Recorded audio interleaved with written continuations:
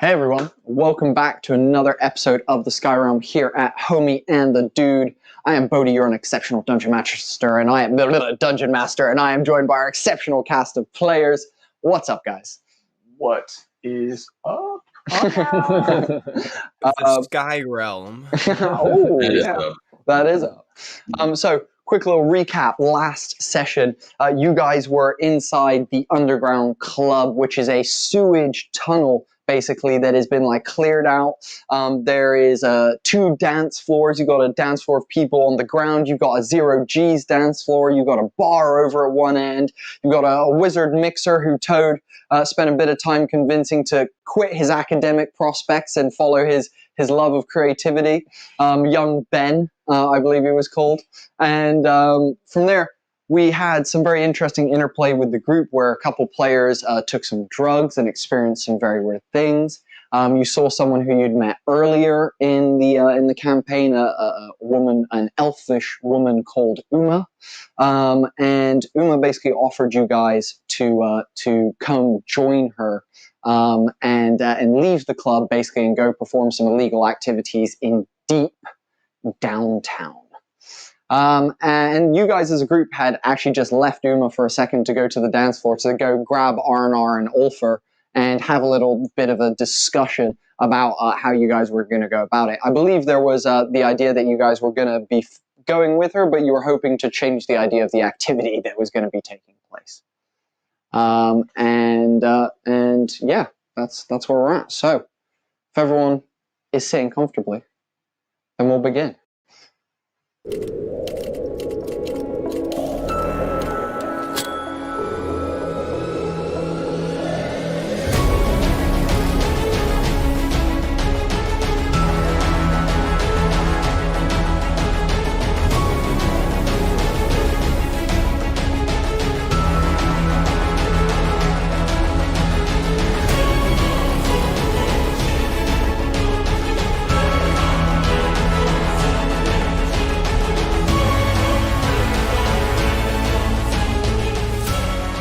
So as the music blares on, as the bass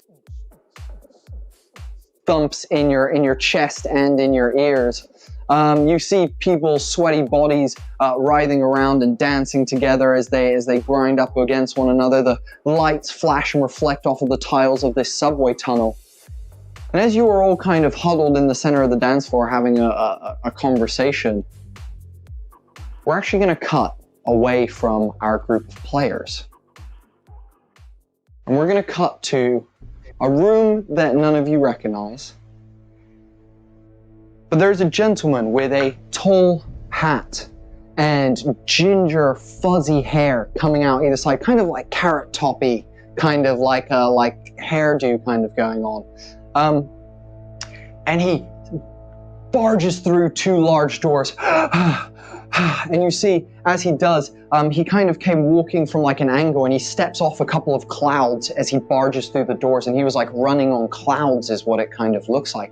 And as he slams through the doors, he's like, "Sir, I have a message from the Arcane Institute." You hear a deep voice suddenly say, "Yes, what is it, Darius? Step forward and speak."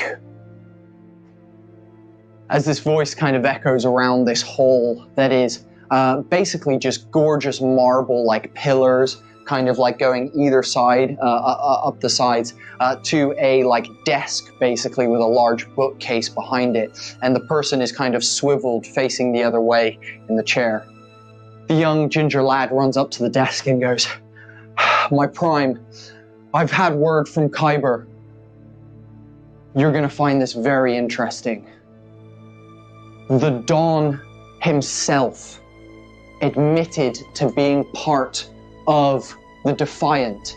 Not only are the Defiant still in existence, but he admitted to being one of them, being on their council."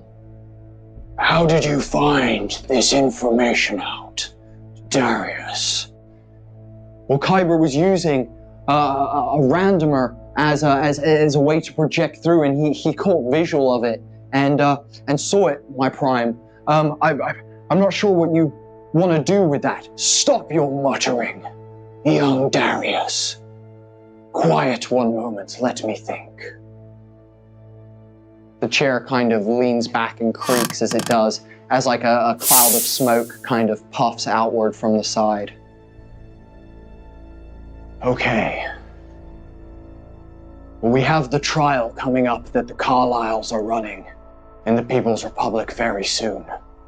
The day after was meant to be the festival of those filthy heathen rebels from downtown. So, I reckon, if the trial goes forward, we should likely do it the day after the trial. I'm thinking, send a raid party of 100 men down to the Torrential bathhouse. Let's clean them the fuck out. Take the Dawn, bring him to me, and he shall pay for his crimes against the Imperium. And Darius, make sure that the Carlyles double the forces at the Uptown Reservoir. We don't want anyone spoiling our trial. At that moment, we cut back to the party going on, and you are all stood in a circle. Oh shit. Stakes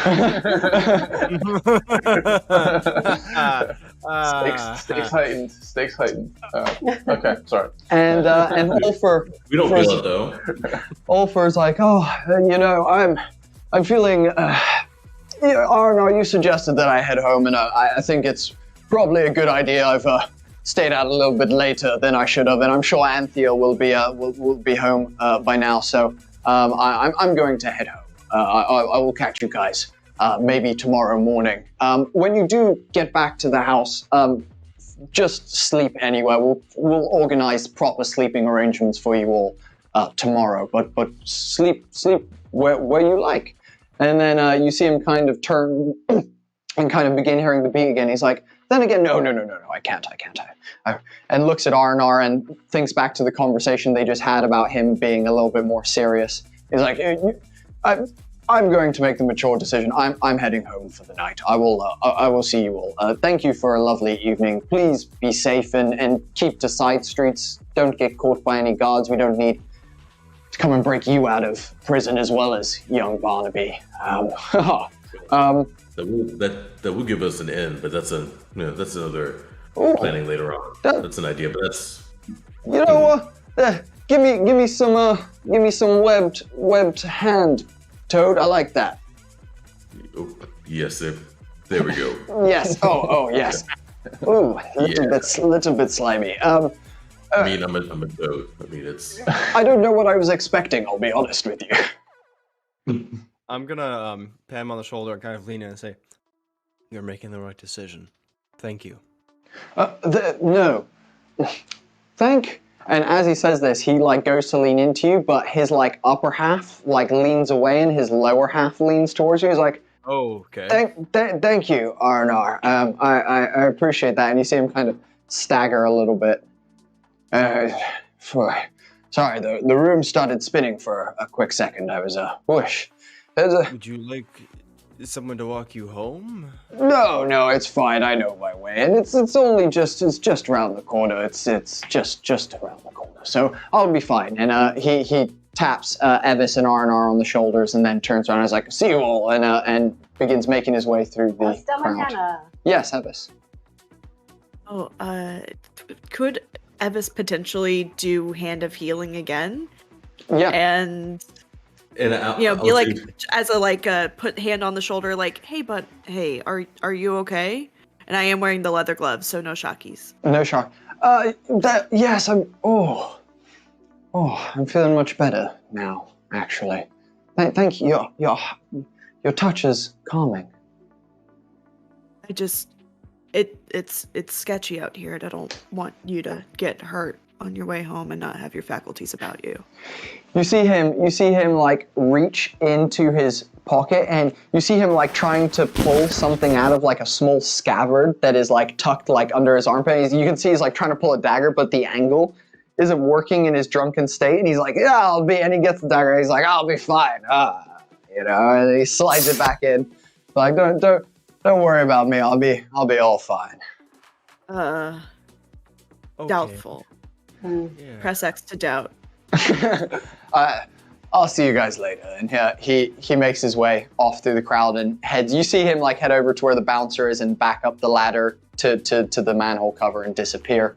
And you guys are kind of left in the center of the dance floor with the music just kind of thumping. People kind of jostling into you guys every now and then. Over to you. Well, we decided we might go to Uma's, but I got some resistance, a feeling of resistance, R&R, and I don't know, we talked about perhaps it could be a fact-finding mission, and we may be able to influence her in not being so illegal. I just have a bad feeling about that, considering we do not want to bring any more attention upon ourselves than we already have. Or we all wanted, or just you guys, right? Was it everyone on that wanted poster, or just? It was Rom, Evis, Blanco, and Gio. But the drawing of Blanco was absolutely terrible. If you remember, the drawing of Blanco was absolutely atrocious. But it had a good depiction of Evis, a good depiction of Rom, and a good depiction of Gio, and then a terrible drawing of Blanco. And R&R and Toad, you guys were not involved in those posters. The artist tried. Okay, he tried his best. They tried their best. That's why we're in disguise. Can I pull R&R aside? And do you mind, R&R, and we just have a quick word? And I'm happy for us to do whatever ends up happening. So we can we go aside for a second? By all means. You probably know this, but I've been a student of history for a long time, and I know that the Carlyles are a key player in this whole story. And I'm not sure what Uma Carlyle might or might not be able to tell us. I don't know. But what I do know is that Malcolm Carlyle is one of the original. He is one of the four that run this entire sky. You know this, I'm sure. And I don't know if we'll see her again. But I do know there's a lot at stake. We all have big goals that we want to achieve, and one of them is to spring Barnaby. And on the surface, it looks like it might be a really tall mission. And I don't know if Uma Carlyle might be able to give us that thread of advantage that we might be looking for.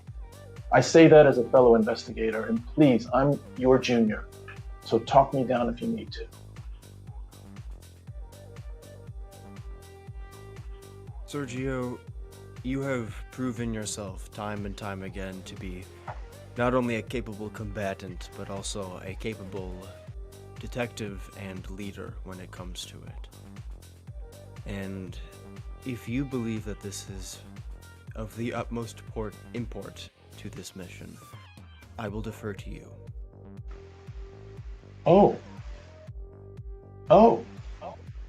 I didn't mean that, Arnold. I didn't want to be deferred to. I'm happy to defer to you. I feel confident in certain areas. I feel confident in... You have what we in the industry like to call good gut instinct. And if you feel good about this, I'm willing to trust that. Okay. Let's do it. And if things go wrong, that's just what happens. But sometimes you have to make big risks to get big gains. And I'm willing to do that, Arnold. I suppose that makes you a better revolutionary than me. And he nods as he walks back to join the group.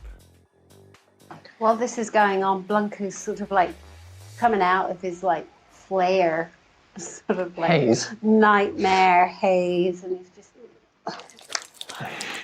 scratching a bit and just sort of like, and just trying to take in everything that he learned and really trying to like think back in his memory where he might have seen, remember, heard any nuggets about the person with the black hands, like things that could come back to him where he's maybe been involved with this person before somehow, but not too sure. So he's just sort of standing off to the side, like.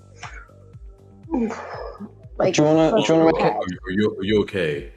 You seem a little. Oh, sorry. No, it's all good. Make a history check for me. Toad, continue. 10. 10? With a 10, everything's a little bit foggy, but you now can see, those things that you noticed in your haze, in your trip. You noticed those two very specific things. Before it had been, you couldn't really see much of the face. You just saw that black hand kind of disappear out of the doorway, and you knew that. Now, though, you have, this kind of a little bit of a facial image, black rings around their eyes. This kind of laurel and this beautiful blue kind of like scarf, silk kind of like scarfy type thing. So that's just kind of replaying in your head. Go for it, Toad. Sorry. Toad just flies up and it's like, "Are you okay?" I mean, so just looking at right at their irises, like, yeah, Flair is a hell of a drug. But you seem to be. How are you coming down? I think. I mean, I think you're. As you hurting that a bit. As you look at Blanco's pupils, you can see that their pupils are less solid and almost like doing like like almost undulating ever so slightly, just like a little bit of like undulation to them. Not mountains, but it seems like they're kind of like a little bit. Dios mío, my friend Toad, and he just sort of like suddenly stops, like in the middle of things, because it was just, and then he comes back again. He's like, "Oh, this might take me just a few minutes to come round, but Toad, I know that you and R&R are about investigation, but you know what? I have some more information about the man with the black hands. We'll discuss it later. I have some more visual reference to go by. I know maybe you guys can help me." Blanco, there's no maybe about it. Of course we'll help you. Come on, like that's what we do. That's how we make our living, somewhat. We made some money. This usually how we make our living. So of course, I mean, whatever we can do to help, definitely just and maybe after all this, just let us know, like, whenever. How did you? That's not important, I guess, but yeah, we can definitely look into what information you have and see what we can do. So. Well, R&R and GA return. In the flare, I saw these things that I've not seen before. I only knew he was the man with the black hands. Now I know he has almost like a crown of thorns with a water droplet and this tied silk cravat like a waterfall. It is new information for me, and you R&R, and now you have Geo. And I suddenly like space, and I come back again. I make a noise just like to kind of bring them back. Oh, Ev is gonna like try to like catch if necessary. It said, I think maybe we discuss this later because I'm still Maybe. a bit thirsty. But we will discuss this later. We will discuss this later, though. That's okay. As 1 second. As Blanco says to you all, crown with water droplet and scarf, says this. Can everyone please make a history check? And I will let you know that the DC for this history check is going to be a 21. Oh. It's no Okay. rolling. Nope, 16. 22. Dang! Oh, boom. That's detectives right there. So, with a 22, R&R, as you're walking back and you hear the end of this kind of sentence and you hear Blanco mention that this person was wearing, the crown, you know instantly that the barbed wire with the water droplet is the symbol of the Imperials. You know that is the symbol of the Imperials. That's their logo. That's, on all of their sails, on their zephyrs, on their balloons, on the armor that they wear. So you can deduce almost straight away that this person has to be an Imperial of some sorts. If they're wearing a crown that has, a barbed wire crown with a water droplet in it, they have to be an Imperial of some sorts. And then the other thing that rings a little bit odd to you that just you begin just thinking about is when you were at the Arcane Institute once, a group of Imperials from the Imperial City came to visit the Arcane Institute and just have a look around when it was in its heyday, and just show their face. You believe that it was at the time to unveil a new statue, basically, and so they were showing up. Yes. Wait, is it the Arcane? I was at the university, right? Yes. Did I say the Arcane Institute? My apologies. Yeah. I meant the university. I was like, sorry. okay. Yeah. I meant the university. Worries. Yeah, sorry, that was my bad. And they came to unveil a statue, and they just came to show their faces.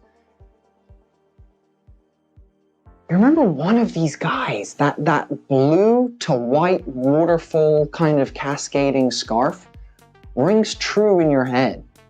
You can't place exactly who it was because it was so long ago. 5 years on, it's been a while, and you were a different person back then. But yeah, you know that they're an Imperial now with that 22 history check. You're pretty damn sure that this person must be ranking within the Imperials. Did you say barbed wire crown, Blanco? Sí, ¿verdad? Yes, for sure. Then your master's killer is a member of the Imperium, high ranking. What? This is, fortunately, something we could perhaps take care of in a two birds, one stone type situation. But this is the state of things. Either your master did something illegal according to the Imperium, or, and I hate to jump to conclusions, he may have been a part of our very same resistance. Wow. I can't imagine my master doing something illegal. He was the most honorable man. I can't imagine this. So the other must be true. Maybe he was part of the resistance. Perhaps, and I'm beginning to see that there is a difference between being honorable and being lawful. And in such a place where these laws are meant to constrain rather than to protect, I am beginning to believe that it is honorable to break them. But I do not wish that my mission puts anybody else in danger. I appreciate we have taken on something else, but... Blanco, we're already in danger. I mean, that ship has sailed since the airship has sailed. So we're already... It's fine. Additionally, we have a discount for friends for deducing things, and that obviously puts us in the field of danger regardless, so you're in good hands. Then I thank you, and I thank you for your wisdom, for the knowledge. As I said, you are great detectives. Blanco, we're over here. Like I said, Blanco's just looking off in this direction. What, do you look into the camera like you're on The Office?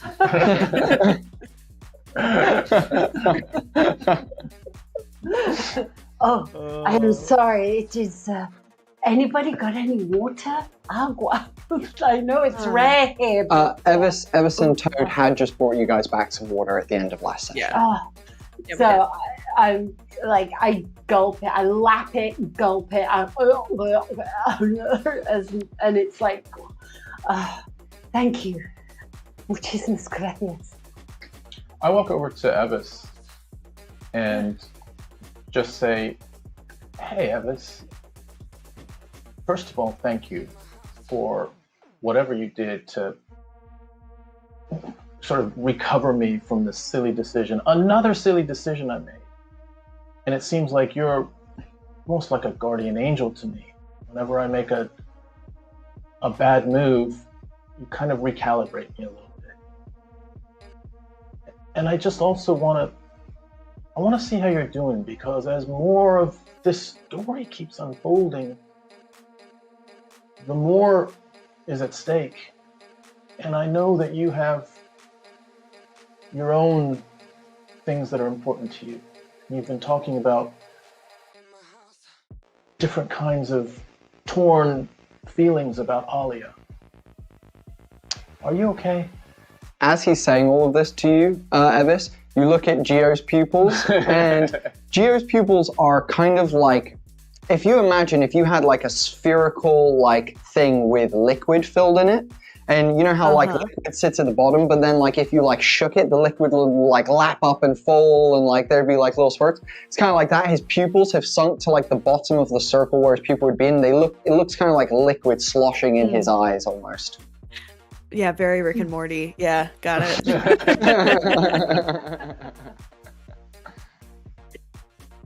Geo, you don't need to worry about me. I'm just walking along the path of Alia, and she is lighting the way.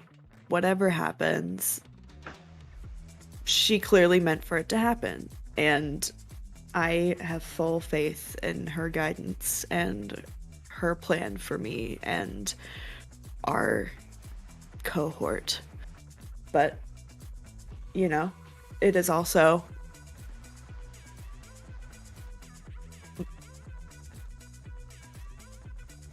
I just feel compelled to make sure that I do whatever is possible to protect the lot of you. I mean, you all were so kind as to give me care and seek out aid when I was struck by that lightning bolt the other day. Was that really the other day? But why can't I pay it back in kind? Good to hear that, Evis. How are you feeling? Oh my god, I didn't realize that... Fuck, I didn't realize that was actually drugs. I just thought it was alcohol. Oh my god. I did too. And in one way I'm feeling great. I don't know why, but I feel like I know even more about myself, and I know even more about my destiny. In another way I'm confused, because I saw my brother and I saw my uncle in a vision, and although I feel better about myself, they doubted me in the vision. They doubted my own faith in myself. And I can't get my head around that conflict. I feel stronger than ever, but they somehow painted a darker cloud around me.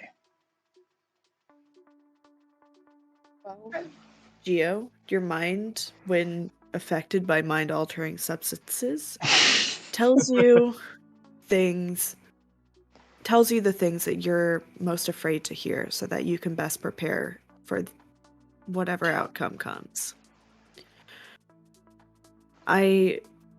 You have acted with dignity and strength, and there's no reason why in reality they would be disowning you or...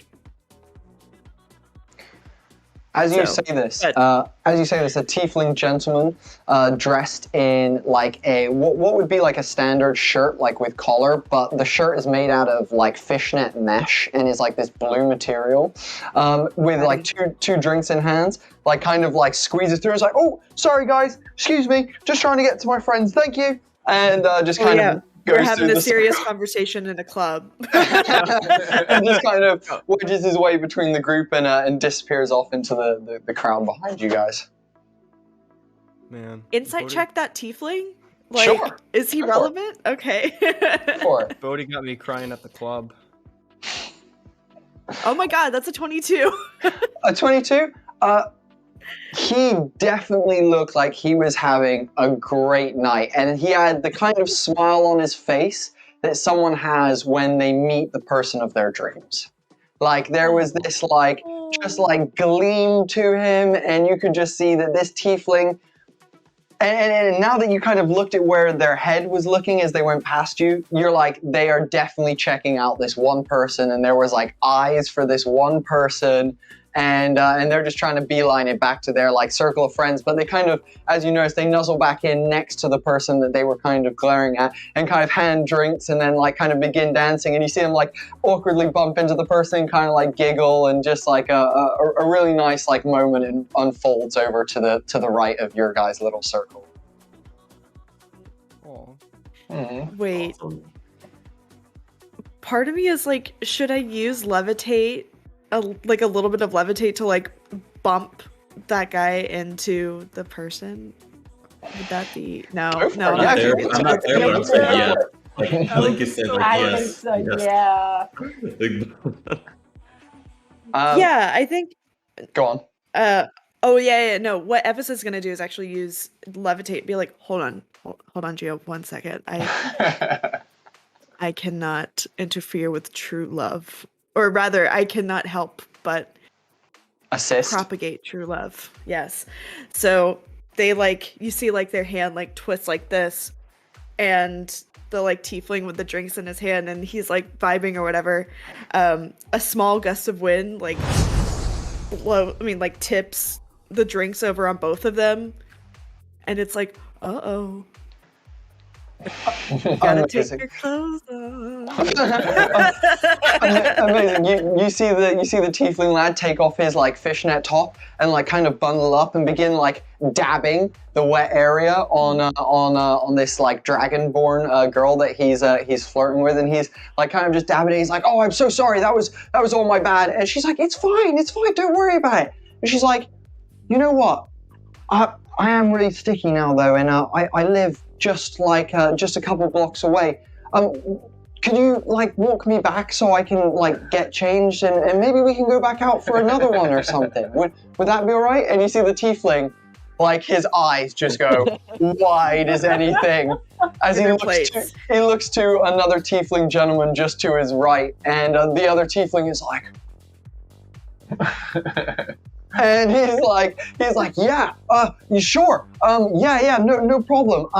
Yeah, cool, let's go. Let's get out of here. And she's like, bye everyone. We're just gonna go get changed. We might see you guys later after the party. And one of like this other dragonborn girl that's with them kind of leans in and goes, oh, have a great time, and like kisses her on the cheek, and they kind of, and she like as she goes to turn and walk away from the group, like grabs his hand, and he's like still saying his goodbyes as she walks and just like pulls him, and he's like, oh, and like just disappears out of the crowd as Evis seals the deal, airmans him into that situation. Really nicely done. As all of this is kind of going on, you see with R&R with your passives, everyone with your passives, you see Uma gets up from her little booth, and as you see her get up, she like necks the last of, if you remember, she had a giant flask that she had on her, and she necks the rest of the flask, kind of puts the lid on and slides it under the booth, like kind of bench area, and kind of begins walking over towards the exit without you guys. We didn't decide. It looks like Uma. I'll play over to her. I'll be like, hey, hold on a second. We're Hey! we're coming. They're just a little flip, but we're just give us 1 second. I thought you guys had ditched me. Oh, cool, awesome, yeah. No, I'll go up and I'll wait for you guys outside then. I'll just pop outside and I'll wait for you guys up there. We'll be there 1 quick moment. Yeah, they're coming down. You know what I mean? They had some maybe a little flare, so they're gonna come down a little bit. So give Of us course. one more moment. No worries, I'll meet you up there. I thought you guys had ditched me. I was like, oh, never mind. Like, I was bummed, but I was just gonna, whatever. Anyway. No, come on. We thought we didn't know. Come on now. Amazing. You're a legend. I can see now. I can tell. They're gonna sing songs about you. Someone's gonna sing songs about you. I'm gonna sing my own songs about me though, but someone can try. It's not gonna be as good though. You're gonna sing your own songs about? Damn, that's some once I play a little solo on a harmonica. It's like give like a little teaser. Oh, that's beautiful. It reminds me, you playing about you reminds me of this theater piece I saw when I was a kid. It had this like elf with this gorgeous blonde hair, and he was with like a team of other elves, and they were like looking to infiltrate this guy's mind and plant an idea in there. I can't remember what it was called. I think it was called Inception or something, and it's just like layers upon layers of you on you, thinking about you, doing you, but thinking like you. Do you know what I mean? Close. It's interception. Oh, it's Yes. Did you see that when it came to the People's Republic? No, I read the script in my free time when I was You know Christoph Nolian, the writer of Interception? We had to help him one time. No. We helped him one time. Remember, it was a small case. We don't know them, but we did help them out a little bit for one of our earlier cases. Right. I had read the script previously, just after the play had gone through, when it became a little more publicly accessible. But that's right, we did meet him. That was an odd case. It was brief, but it was lots of twists and turns in that one. Damn, Also, you're so lucky. He's and you know what? It's always his orchestral music with the drums and it's always like gets you right in the like. that would actually be Hansel Zimmer, not. He would be the composer of such things. Yes. Oh, I just assumed that Christoph was in there doing his thing. Damn. You're smart. Your pop culture. I like that. Oh, not really. I just never mind. Arnar's a little embarrassed almost. Like this is like a very kind of secretive for him because he tries to be very professional when he's out. Obviously, we read scripts sometimes just for because so noticed that we read scripts sometimes for our cases.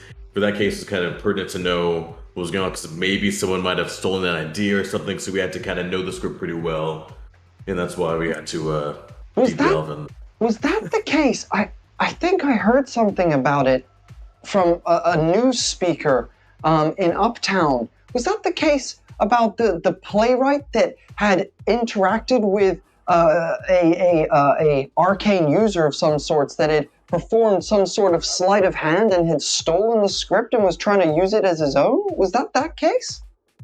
Legality reasons, I can't say yes or no to that. Fair enough. Yeah, I fully understand. Are the rest of your guys ready to go, or do you guys need to go back and get them? We'll meet you out. We'll meet you out there. Give us this one moment. We'll meet you right back there. Of course, yeah. No worries. And you see her kind of like very slinkily like climb up the ladder. And kind of, in that like elven, like nice, kind of graceful manner, just kind of climb the ladder. And the last thing you see are her like big, like 5-inch chukka boots disappear up the manhole cover as nowhere I thought that was going. Boots with a T, and no Y at the end of it.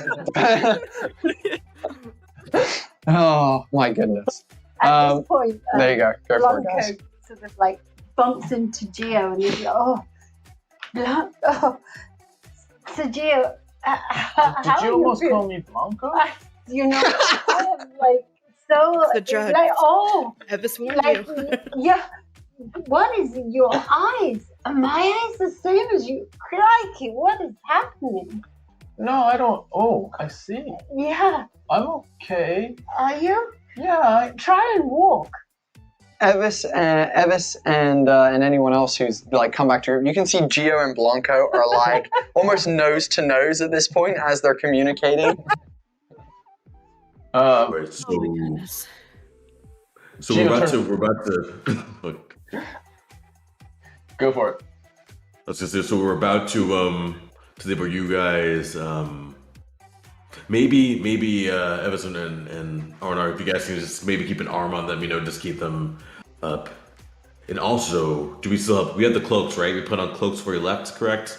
Yeah, you guys have an array of things to make sure you can get from place to Blanco was another. cool because Blanco put on that cool makeup on, so Blanco. Yeah. Okay, yes, we're okay. Yeah. Good. So let's maybe keep an arm on them because I think they're how long have they been staring at each other? Have they been?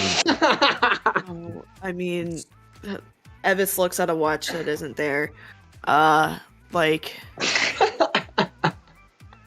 10 minutes. Are they gonna kiss? I don't. That's a good question. Okay. Question is, are they in a state to commit petty vandalism against the largest empire in the known world? Would they commit vandalism in this state? Probably. I think Is I it have a good something. idea? No. I have something that may be able to help. So give me a second. I think I can help with this. Should All we right, get them so- out of here? I'm gonna play a nice Wondering. a song that has like a pretty high BPM, like a pretty good rhythm. So I'm going to do enhance ability, 3rd level to both of them, do Bear's Endurance. So it gives an advantage on Constitution checks. I feel like Constitution Nice. is a drug my a little bit, so I'm gonna play like a nice tune, like a little fast beat. Kind of go with the beat of the club song, 'cause the club song probably is like a pretty fast beat, so kind of make it my own and kind of give them like a little groove. So I kind of fly between them as they're stuck at each other and kind of let the song kind of. So just yeah. Amazing. You guys are now imbued with that ability. Is it advantage on Constitution checks? Yeah, Cool. so managing Constitution checks. Cool. Beautiful. And I quickly, just as we're sort of face to face, I put my hands on Blanco's shoulders and I cast Bless. And I have gold. I have Blessed Healer, so I get healed as well at the same time. Nice. So yeah, so As Toad's music begins kind of emanating and Gio, you're kind of passing that energy back and forth, you guys kind of begin to become a little bit more lucid with what's going on around you. Your pupils begin to solidify a little bit more for both of you, and you're a little bit more back with reality to a much firmer kind of extent at this point. Gio, your hands are very warm Mm. on me. Thank you. Like, I'm No, I starting to feel better. I do too. Yeah, it feels like we've gone on a bit of a roller coaster, but I Yeah. feel like I'm getting ready to take the seatbelt off and back into. Oh, we're in a club. Okay, it was an interesting ride, right? Yeah. Yeah. And what did we all learn tonight? What did we learn?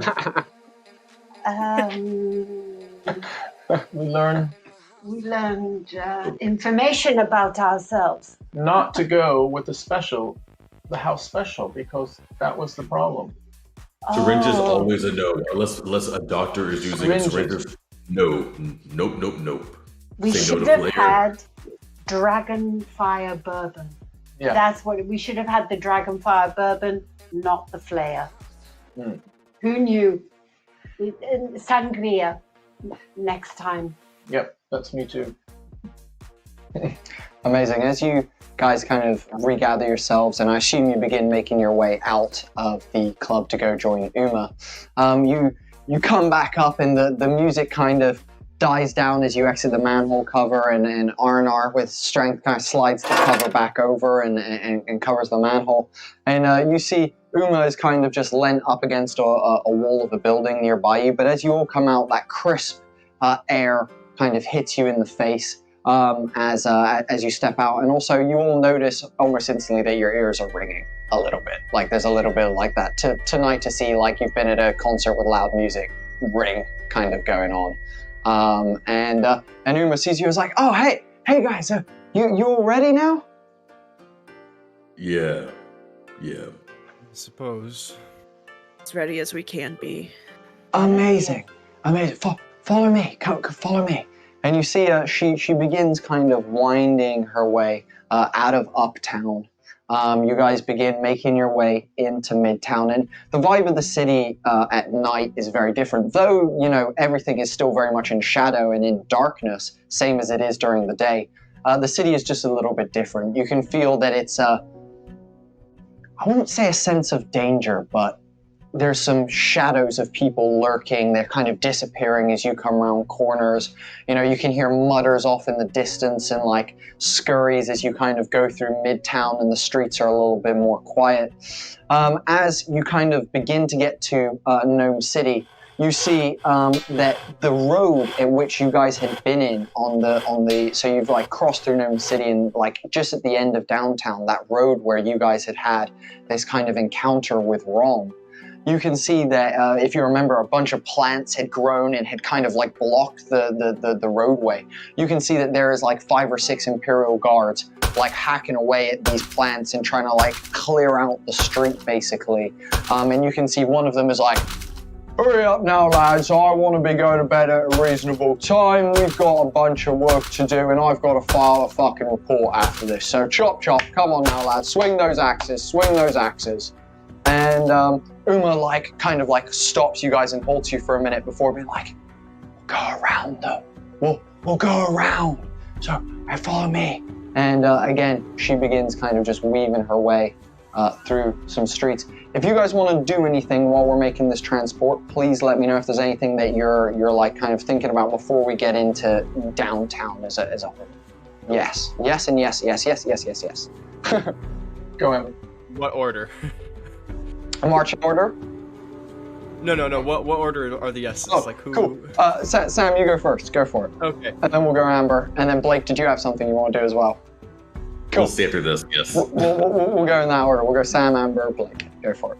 Am I getting trap vibes here? Like, are you getting trap vibes? Please make an insight check. That's a great question. Yeah, Gio, you can make an insight as well. Go ahead. Trap vibes and knew we were in a club, and so I was like, wait, trap music? Like 13. Nothing too wacky, nothing too 13? What silly. did you get, Gio? 15. For both of you, what you know about deep downtown, at least R&R, you would know this. Gio, you wouldn't. R&R, you know that deep downtown is desolate. There's nobody there. If there was a place to spring a trap, it's not a bad one to spring a trap, I'll be honest with you. But as far as her intention, and Gio, this is what you can tell, as far as her intention, it seems very harmless. It seems like this is just a rebel without a cause, in a weird way. You know, like that she is just trying to cause chaos and be that teenager that's, you know, like, fuck the establishment, fuck mom and dad, like that kind of thing. And that's the kind of vibe that you get from her. And because of that, though this area would seem like a good place to spring a trap, there's an overwhelming sense of if she's kind of like fuck dad, then she's kind of like fuck Imperials, and for her to sell you into an Imperial trap doesn't seem high on the like list of things that are gonna happen tonight, basically. It doesn't seem likely. But that's what you guys can kind of deduce, the two of you. Anything else from you guys in terms of stuff that you want to do as you're making your way and observing her? Just before we go to Blake, I was gonna say before we hop to Amber. Yeah, go for it, Tom. Yeah, I'm contextualizing all that. Also remembering what Oliver said about Uma versus the boy of the family and giving his the brother. Yeah. So giving his blessing on Uma sort of settles down my slight discomfort with us getting to shadier territory. Cool. Amber, what did you want to do? What was Evers doing? You know, after making sure, of course, that, you know, that Gio and Blanco were good, that they were sitting on something solid, you know. I think Evis is really mostly curious about the dude in the big floppy hat across the way, and if Beautiful. if he still noticed our group just hanging out. Cool. I'm just so curious about this guy who keeps appearing in So where we you are. in your head, are you trying to see if he's following you? Like, are you keeping tabs behind you? Cool, beautiful. You can make an investigation check with advantage if you like, or perception, perception or investigation. I don't know, whichever's higher. Well, they're both a +1. Beauty. My highest was a 4. Beautiful. Whoa. Beautiful. With a 4, as you know, Uma's moving. She's moving quite fast through the streets, and you're all having to not jog, but do that in between a walk and a jog to keep up with her. And so, Evis, every now and then you kind of check over your shoulder to see if there's anyone kind of following you. And as far as you can tell, there's nobody following you. And I guess what I will say though is, based on, because last session you did an insight check about the guy, I'll give you a little bit of retroactive kind of thoughts. And also, as you left, you didn't see him get up and move. It wasn't like he was oh, they're leaving, kind of thing. And a little bit of retroactive stuff. You definitely got the vibe that he was eyeing you guys up, and that there was intention behind his looks. That intention, you're not sure what that is, but there was intent behind the looks, more so than anything. Toad, did you want to do anything? We didn't talk to him, right? No, we didn't talk to him, right? After we saw them, we just noticed, okay. Yeah. I just wanted to see if anyone was following us, just kind of make sure we're not being followed. So that's what I was going to do too. You can also roll a perception check. I'm totally cool with that. Ooh, yes, that's going to be a 19. With a 19, you're also a little bit more frequently than Evis kind of checking over your shoulder, making sure that no one's kind of clocking you and things like that. And it seems and you, maybe to your surprise, that this elf, it knows her way around this part of the city pretty damn well. She seems to be navigating the streets well. She seems to be avoiding areas of danger that you know of, parts of downtown's neighborhood that are a little bit more dangerous and things like that. And she seems to be doing a pretty good job of it. As far as people following you, not a soul. There's not a soul behind you at any point. You're all good. You're all good. So, as you guys continue into downtown, and downtown is very different to the rest of the city, the buildings are shades of blacks, grays, and dark browns. Most buildings are tenement buildings. They're multi-layers of many apartments, where people kind of live. As well as that, there's a lot of dumpster fires, kind of littered around where people are kind of gathering in these dark corners of downtown. And as you guys kind of go through certain areas, you do hear a mutter as you pass some people, but they seem to, not take much notice other than that. You guys cross into deep, deep downtown. So right at the bottom of the island, if you are on Shard, you can see right at the bottom of the island before the wall, the very corner of the wall is where deep downtown is. As you guys arrive here, you see remnants of history in front of you. It's like a museum of pain that you are kind of looking at. You can see that there is large metal fences that have been placed up that look, some of them are bent and broken, others are kind of toppled over, and others remain completely in place with barbed wire kind of strung along the top. As she leads you through a gap in one of the fence, you can see around you this derelict part of the city. The buildings have almost what looks like almost nuclear scorch marks on the buildings, with these black kind of shadows that loom up on the buildings. And you notice that most doors are kind of swung open or kind of moving with a little bit of wind and kind of just creaking and doing their own thing. And as you get deeper and deeper, the lights begin to fade, the torchlight of with the few lanterns and things that are lit in downtown, as well as those garbage fires, and it becomes almost pitch blackness, and you're having to very much as a group stay close together and maneuver your way. R&R, with your passive, you don't need to roll for this, but anyone else who feels like they would be on guard looking out for things in this moment, you can also roll me a perception check. But R&R, with your 18, you notice this outright. You notice this almost like very quickly, basically. Can I Use my go? roll before. Yes, sure. Yeah, I'm happy to keep the 19. Yeah, more than happy to keep the 19. Can I also go over to Toad and just say, Toad, do you think it might be a good idea to send Reshi out and just see if there's anything that's been following us? Is Reshi just good with us? I forgot. I believe you left Reshi back at the house. I believe Yeah. Reshi did not come with you guys. Okay. So did anyone roll above an 18 or an 18? An 18 for Blanco? 19. Evis? Wait, what were we rolling? I'm sorry? Perception. Perception. Okay. Oh my god. Great. Nope. Geo? Nope. Nope. Single digit. Okay, so Blanco, R&R, and Toad. Roll like shit. As you begin getting closer to like the wall, like the very bottom of this island, the wall, you notice a few streets over a dark figure moving along the rows of the streets, along the blocks, in a similar direction to you guys. This figure seems to be looming at about a solid 10 to 15 feet tall. Very big, broad shoulders, kind of just lurking around in the darkness. And you can't really tell whether they're humanoid or not, but they're definitely walking on two legs and working their way through the darkness. Yes, Arnold. Is this City Boy? Would I know of anyone as tall as my lad? Can you please make an insight check? You little lad. Net 18, 21. 21. Sick. Yeah. From your deduction, the body shape, you just fought him. Yeah, that's City Boy skulking around in deep downtown. That is City Boy skulking around in deep downtown, and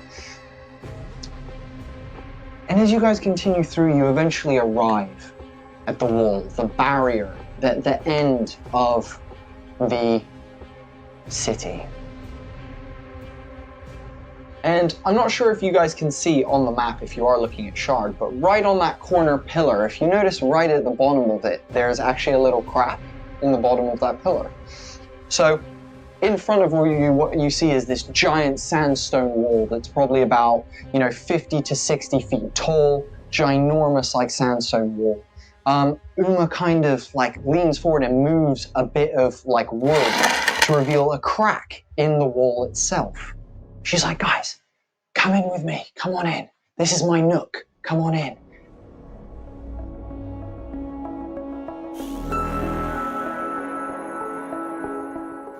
Thank you so much for watching this episode of the Sky Realm. We really hope you enjoyed seeing our players enjoying themselves in the underground rave for a little bit before heading to Uma's house. And also, is the Dawn going to be raided? Who is the man that Darius, the messenger, spoke to? All things to find out in the next episode. Guys, if you've enjoyed any of this series, please subscribe to our YouTube channel. Otherwise, make sure you check out our Discord link in the description. You can join over 400 people who are hanging out in our Discord talking about many TTRPG based topics as well as also MMA topics, because we love MMA here at Homie and the Dude as well. Other than that, we also have our newsletter of holding. So if you want free D&D supplements, you want behind the scenes information, and you also want to get signed up for giveaways that we do when we make our family made dice, all completely free of charge, then sign up to that newsletter of holding. Not to mention, you also get updates on our Airship Combat Kickstarter that will be coming out very, very soon. So guys, thank you so much for tuning in. We really appreciate it. And we'll catch you guys in the next episode.